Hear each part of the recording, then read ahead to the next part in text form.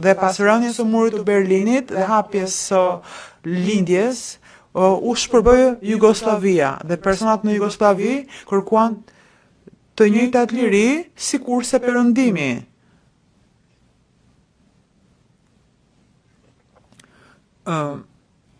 Sigurisht kjo është ka filluar që me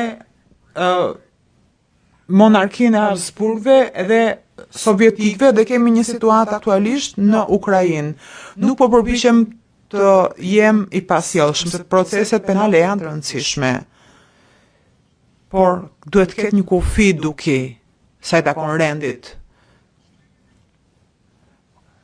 Pra, ka rend, por persona duhet të respektojnë dhe duhet të përpiqen të luftojnë për të drejtat e tyre.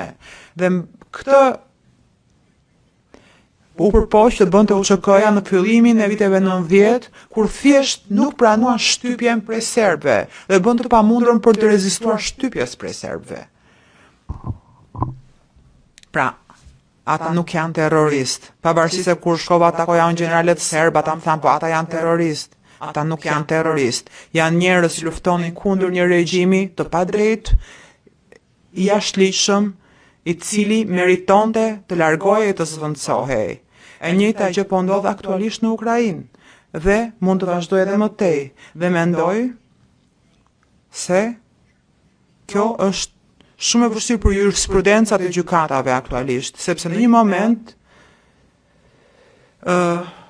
kemi jurisprudencën e Gjermanisë. Edhe në Gjermani kemi një qeveri demokratike. Këtu kemi persona që luftuan për lirinë e tyre. Pra, ligjet, procedurat e shoqërive moderne duhet të kuptojnë edhe nevojat e personave që luftojnë për lirinë e tyre dhe për dinjitetin e tyre. Kështu filloi revolucioni në Shtetet e Bashkuara, prandaj kam përmendur kaq shumë herë, dhe ata patriot amerikan në 1775-74, po ashtu konsideruan terrorist pikërisht në britanikët, siç ndodhi me amerikanët, por Amerika u kthye një shtet madhështor. Pra, duhet të kemi parasysh të shkuarën, historinë, duhet të shikoni çfarë po ndodh në Ukrainë, mbasi do ketë procese për Ukrainën të ngjashme.